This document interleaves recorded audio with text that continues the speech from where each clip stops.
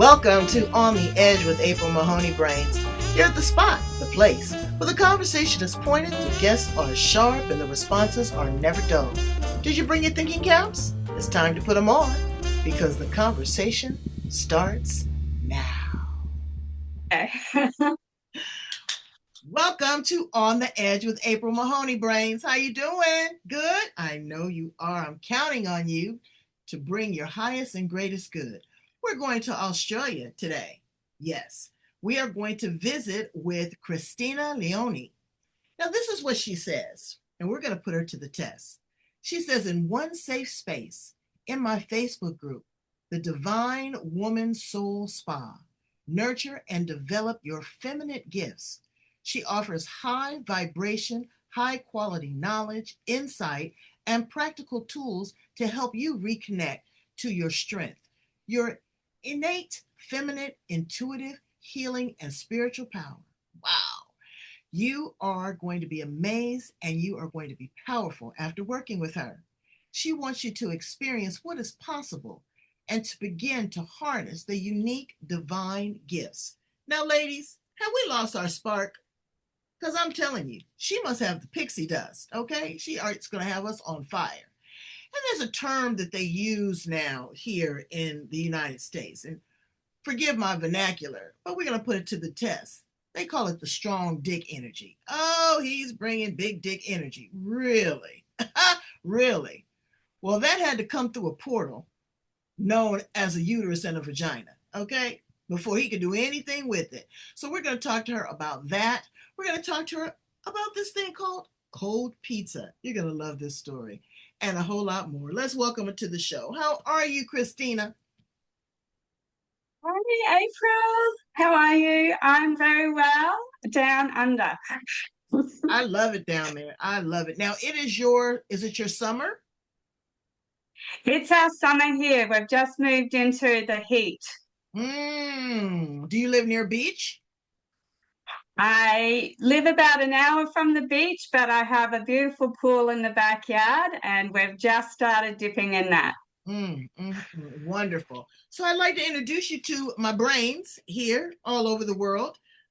Tell us a little bit about you and how you show up in the world. Wow, that's a big question, April. So first of all, I'm a human and I'm a woman human. And so I actually show up in the world by I stand for humanity. And I really want to help humanity heal some of the imbalances, as you mentioned, to remove that, say, big dick energy and to raise the divine feminine in each woman, because I believe that women are the key to actually healing the world, healing humanity, healing humanity, and re-evolving the world into a state of balance. Well, I'm going to challenge you on that. And the reason why I say that is because what I am seeing is that civilization as a whole, masculine or feminine or non-binary, is changing. The universal alignment, the structure, the force, the frequency, the energy, our commitment to one another is changing at such a rapid, drastic pace. Here we're worried about democracy. We better worry about humanity, as you said. It's so different now, and our children are so different now. The way that they communicate, the way that they isolate themselves, the way that they are controlled and manipulated by devices. Where do you see the divine feminine energy taking a strong hold on that and correcting what it seems to be out of balance? The divine feminine isn't what people tend to think in regards of it's not about going to the day spa and getting yourself all nurtured up and massaged and your nails done and all that kind of thing.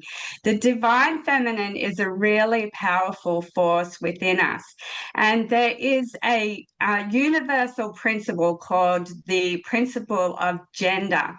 Now, that principle tells us that Everything has a feminine and masculine energy. And feminine and masculine energy naturally, in the state of balance, moves towards each other in equal ways. So the divine feminine represents creation, spirit, and like the subconscious mind and the creative womb, right? And the divine masculine is like the kind of the will, the power, the kind of the seed that comes together with that to create something magic. So the idea is that they move together. It's the law of attraction of the feminine and masculine together that creates magic, balance, and brings something beautiful out into the world. So at the moment, what we're doing is we're actually tending to move away from each other, as you mentioned. So if we raise the divine feminine, because as you mentioned earlier, we're living in a very male-centric world. And don't get me wrong, I love men. I love men too much, Yeah, I really. do too. But it's about this energy. And 95% of us works from the unconscious, and we're constantly being sent all of these subliminal, unconscious societal messages that are quite negative about the divine feminine energy and that make women feel like they have to be more like men, more masculine to succeed in this world. So we have to kind of raise that balance to balance the scales that are actually more like this at the moment. Right. It's really off kilter. And women, I have to say it, we have to take our seat at the throne. We always have, because we have come from a man, according to biblical principle, and the rib of a man. That doesn't mean that we are equal to. That means that we are different. And in a lot of times, greater than, because we are the givers of life. There is nothing that has come on this planet that has not come via female through a uterus, be it if she's laid an egg and sat on it, or she's given birth. And even for those that have not given birth, the nurturing part of who we are raises the frequency. We are lovers, we are givers. And it's so hard to be in a male dominated environment. Say, for example, in the workplace. You live the imposter syndrome thinking that you have to be equal to a man instead of coming in and bringing what you know how to do and changing the whole trajectory of the meeting, the organization. Look how many women are in charge. It's about love. Yeah, I totally agree. And I'm also going to add that that sort of works on a universal level as well, right? So you're saying like on this earth world, we come through a mother. We've all got to come through the portal of the mother, right? But same thing universally. How did even the universe and the earth get here? It came about because of the connection between the divine feminine, which was the cosmic mother, the spirit, the creation, the thought of this is what I want to create, that came together with the divine masculine, the divine father, the cosmic father. They came together, and that caused that, in essence, that big bang, the magic that emerged from that was the universe. And in essence, as above, so below. We're just like, a smaller earthly manifestation of exactly that same principle. How did you find yourself in the space?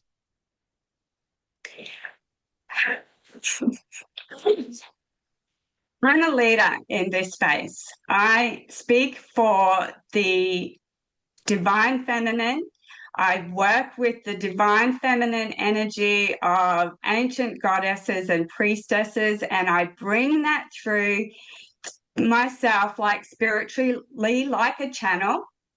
I bring that through, and I bring through new information. I connect it with very research-based psychological concepts and ideas, with healing techniques. And so in this space, I'm the person that can really bring all of that all together in wrapped up in the arms of the nurturing divine feminine. So I'm a leader in this space, and I love to help women to really raise themselves up and to fully bloom into their full power. I'm sick and tired of watching women stay too long in relationships that are unhealthy, unhappy, that affect their health mentally and physically. That happened to me.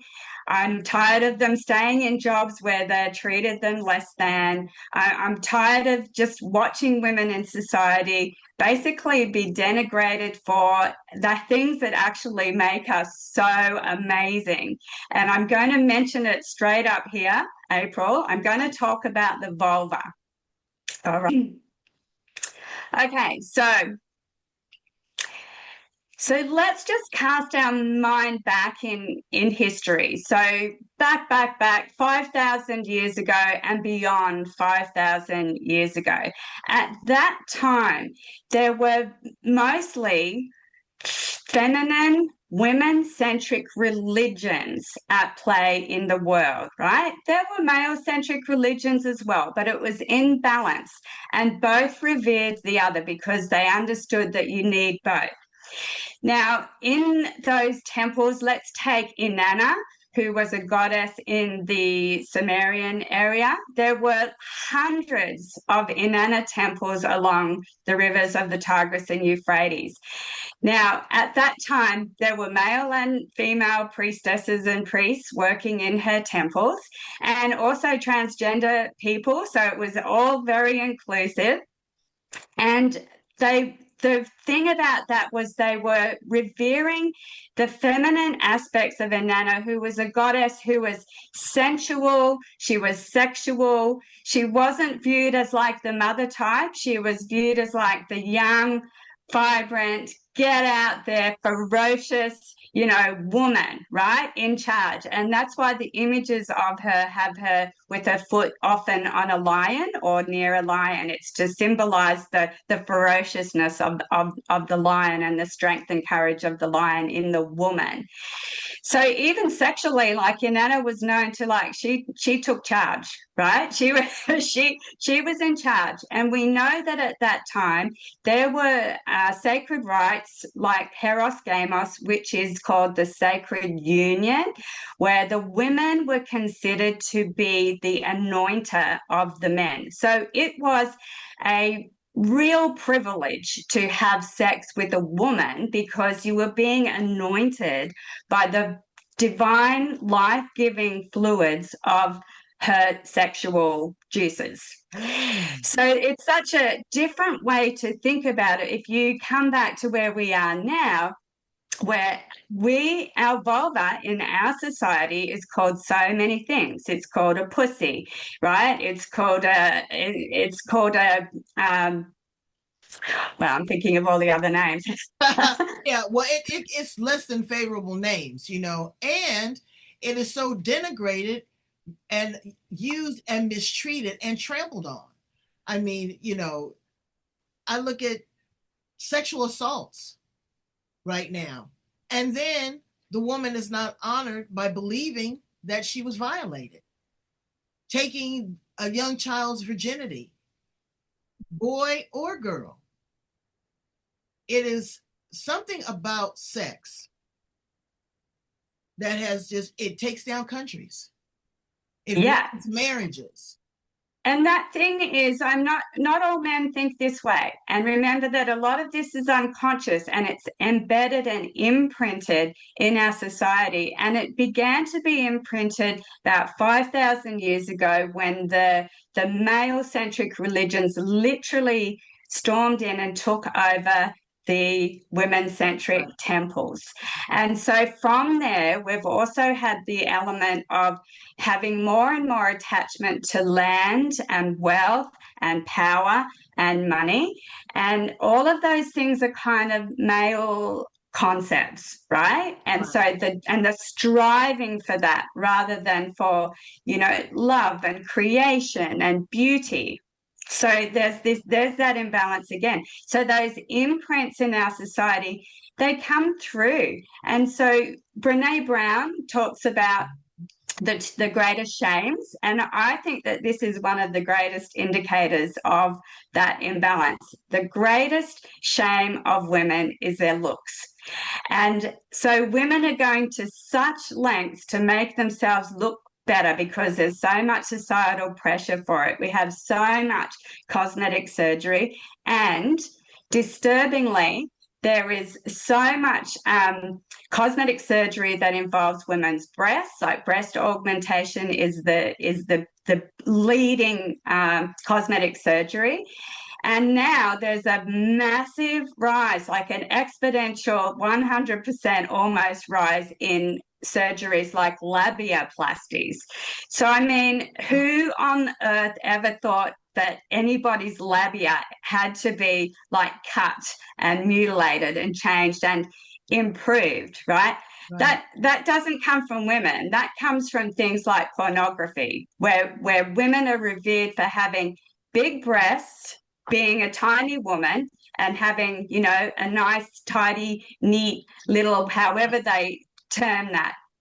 And and they're doing a lot of these we call them injecto booties, but they're putting all of this fat, silicone, whatever, to have these big, enormous butts. And they forget that that stuff is going to sag. But I think there's an element of fear.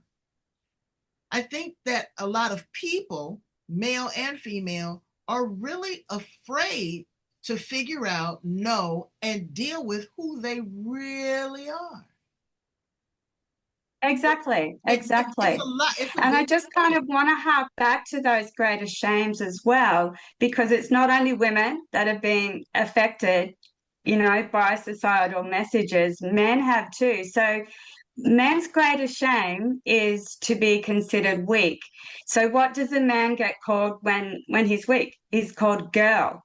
He's called right, a pussy, right. right? So those two things, like, can you see how they go together? On one hand, we've got, you know, men have that divine feminine repressed within them, because don't be a girl, don't be like a girl, don't be a pussy, don't show emotions, you know, don't be like that. Right. And women in themselves, even their bodies have been repressed as being something less than. It's so many things that we are doing to change our physical outward appearance, but not doing the deep dive of changing and doing the inner work. And I think that's what people are hesitant to really figure out who they are. Because once you know that, that beauty is going to radiate. You could be 900 pounds and have an eye in the middle of your forehead and crooked teeth or whatever. But if you knew who you were and how you got there and your purpose, you would think that you were the most beautiful, radiant thing in the world. Would you agree? I absolutely agree with that, April. And I'll share with you a little story about myself in regards to that, in regards to that feeling of being in my early 20s. I had my first baby when I was 24. And after that baby, I had a miscarriage. Now, that miscarriage was really a traumatic event. And I really struggled to recover from that mentally, emotionally, and physically. And I didn't have any support around that. So, what that did was that catalyzed me into actually exploring my own inner world and my spirituality. So I had grown up in a family that was full of fear and internal instability. My dad was a violent man who perpetrated violence on myself and my three siblings. And so we were constantly living fear of being physically or like psychologically assaulted. So when I left home, you know, I kind of thought that I'd left all of that behind. I'm out of it. I've left all of that behind. move on. So when I had this miscarriage, though, it was so visceral, the pain and the internal pain, that it did set me off on this journey. And I began to realize that the impact of my childhood and my adolescence really had affected my view on the world, my ability to process emotions, and my ability to process situations like the miscarriage, and my ability to uh,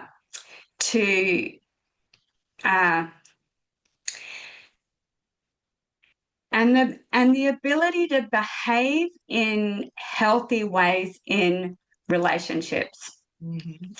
So when I embarked on that journey, it took me on this inner journey to explore all of those elements. And so I began to recover through learning things eventually, like about energy healing. So the energy healing part is working on the energy points in your body that are affected and imprinted and repressed and choked up by all of those events that we've suffered, in our childhood and adolescence. They directly impact our energy, and they directly then impact our physical health. So did you know that there is a survey called the Adverse Childhood Events Survey? And most people don't think, like myself, at that time, I'm like, I knew I'd had a terrible childhood, but I didn't realize the impact that it had had on me psychologically, spiritually, and physically. But when you look at the Adverse Child Event Survey, it's just 10 questions. If most people, 66% of the population, can tick off yes, one adverse childhood event. Now, one adverse child event is enough to impact your health long term.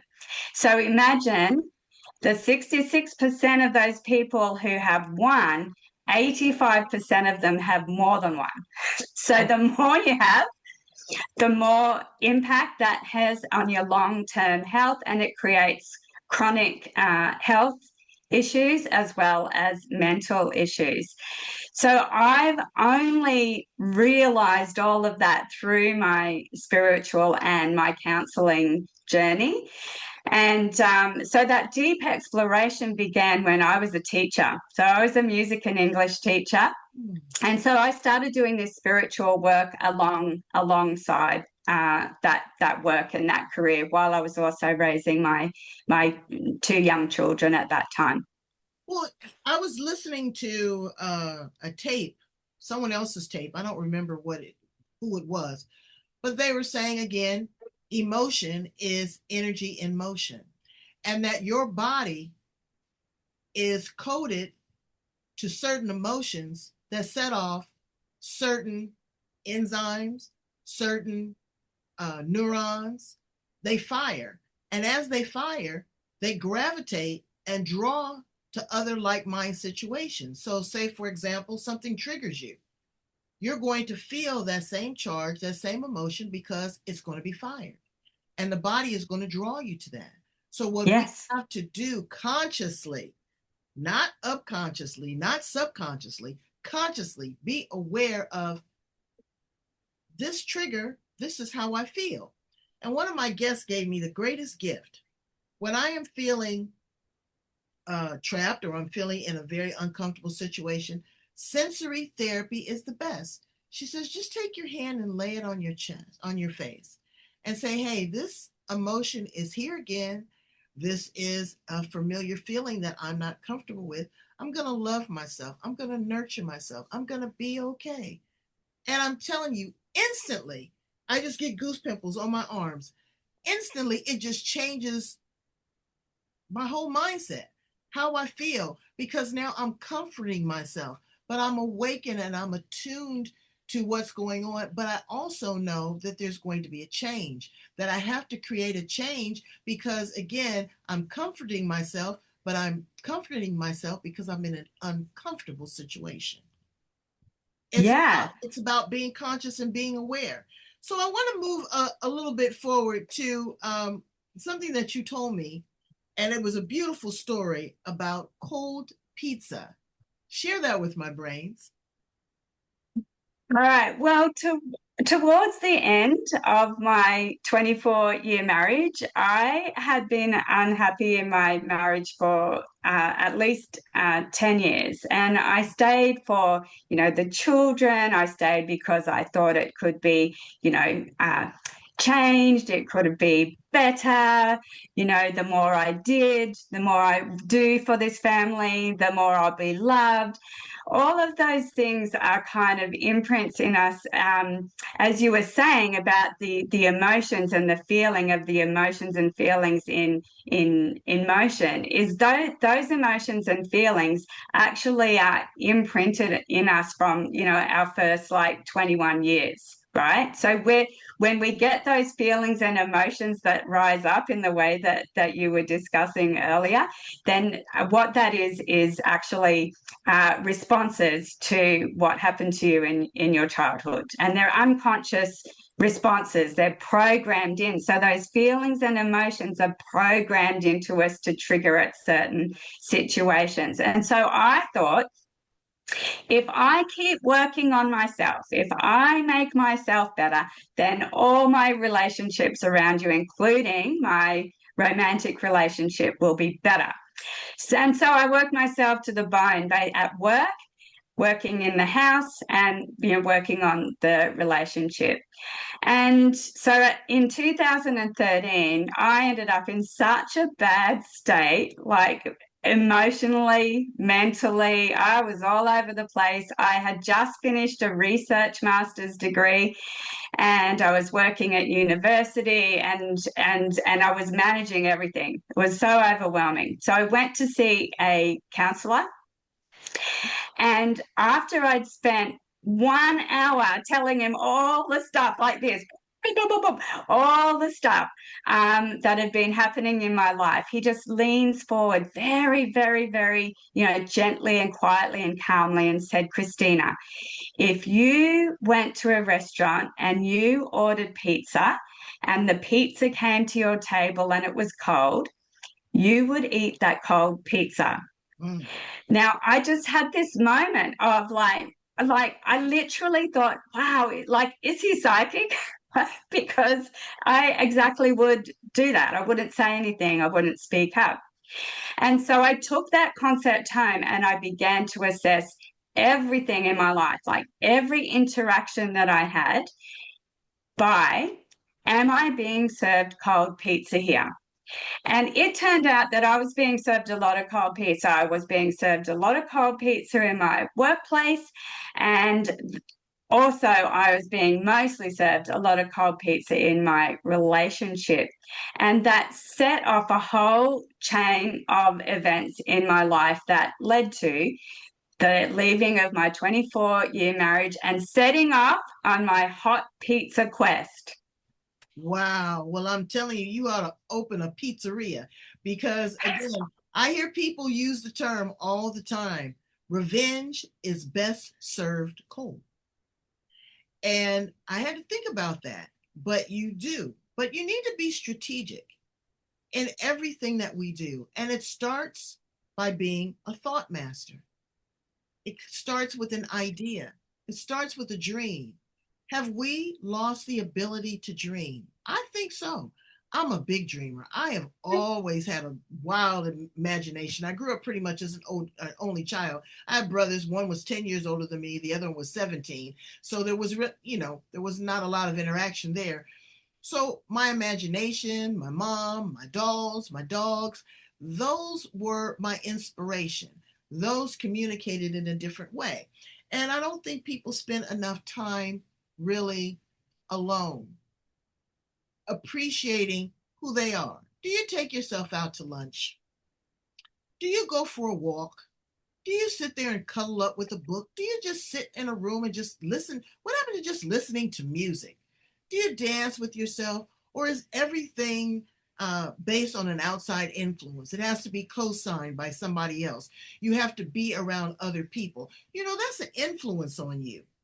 And I think when people get back to trying to figure out who they are and knowing who they are, I think that that's going to raise their level of awareness. Would you think so, Kristina? Absolutely. So I actually teach two techniques to really help people in that space. So quick, so simple. It doesn't have to be, hours of meditation to connect to yourself, right? You can do those beautiful things that you were just talking about. Just sit and listen to music. Just, spend time with a book. Just spend time thinking about what it is that you actually really want. Those things are beautiful things, and we should be doing those things. So one of the techniques that I teach is the simplest thing. Do this for 5 minutes. It's so simple. You can do it outside with your eyes open, or you can close your eyes. But all you do is curl up the tip of your tongue and you put it to the top of your mouth, like your top palate. Mm-hmm. So you curl that tip up and you simply breathe through your nose for 5 minutes.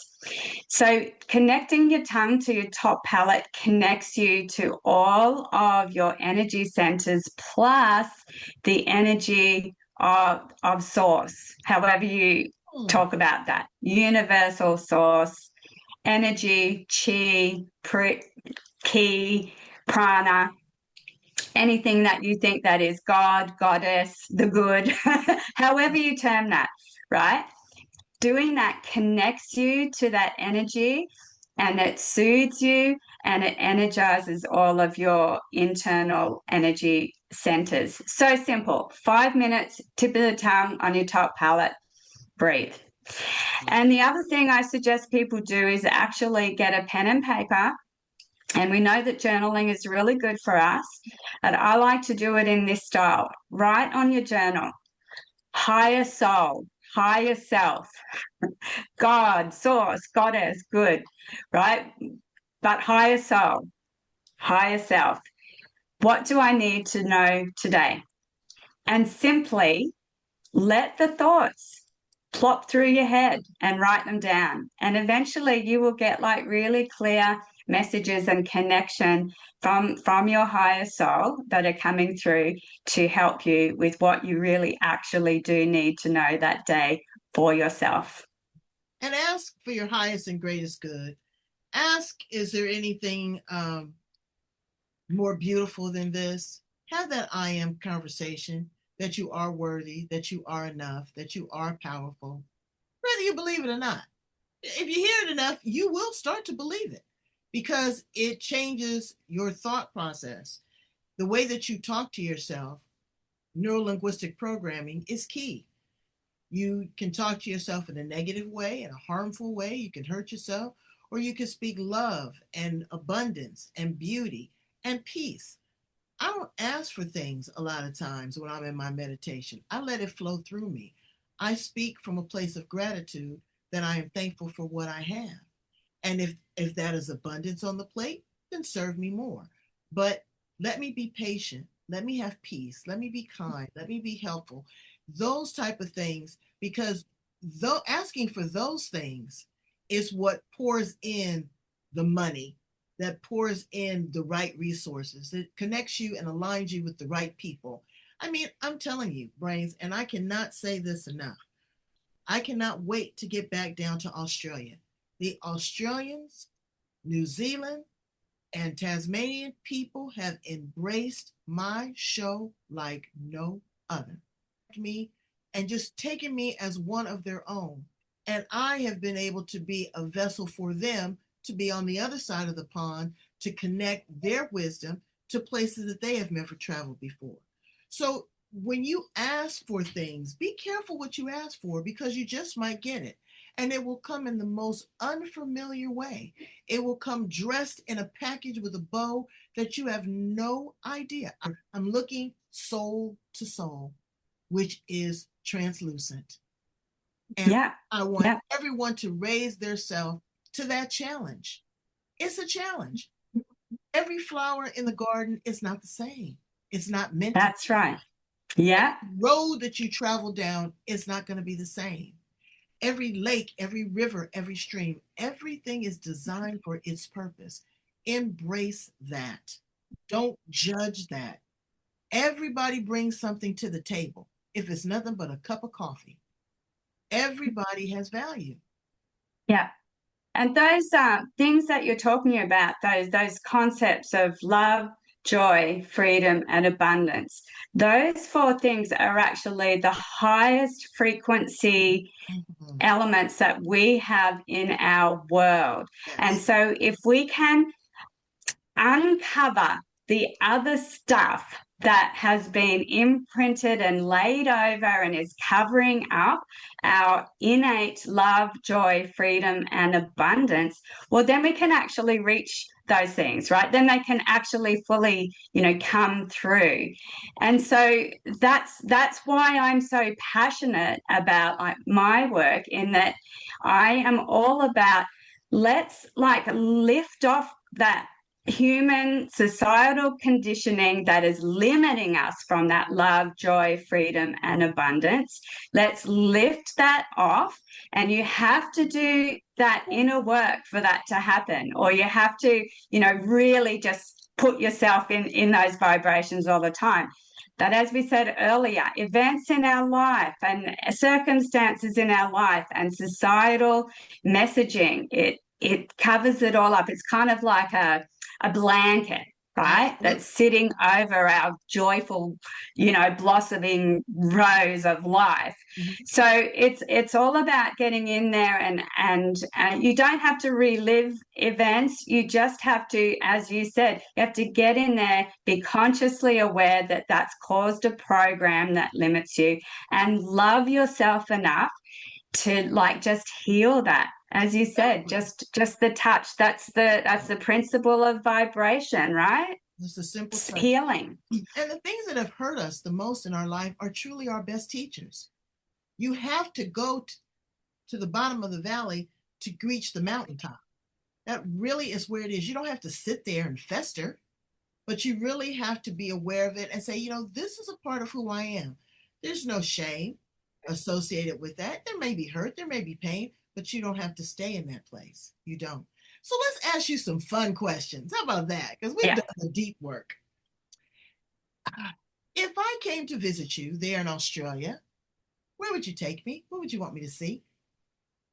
Oh, where would I take you? Well, I'd take you to the Gold Coast, which has some like beautiful, famous beaches, but also north of where I live in Brisbane, up to the Sunshine Coast, where there's beautiful, like, national parks, a beautiful bush right next to the beautiful warm ocean. Mm.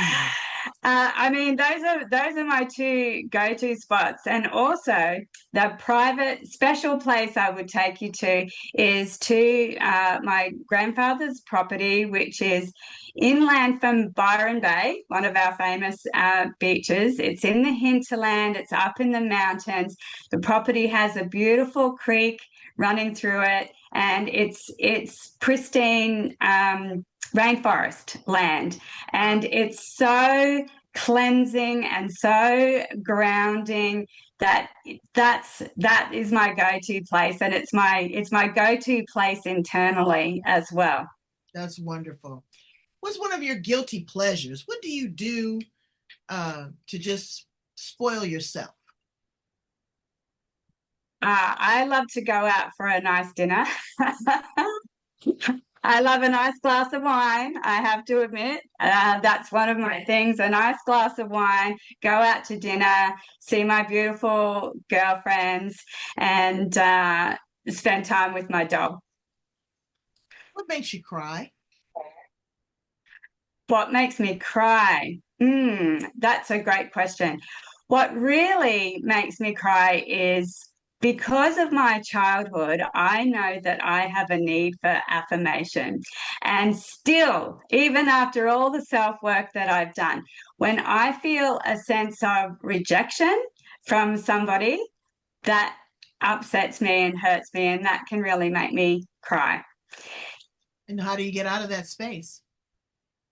Oh, I have to take myself out of that sense of polarity of it's either like somebody really loves me or they really hates me, right? I have to take myself out of that polarity, which is where my mind goes to. Someone loves me or they don't love me at all.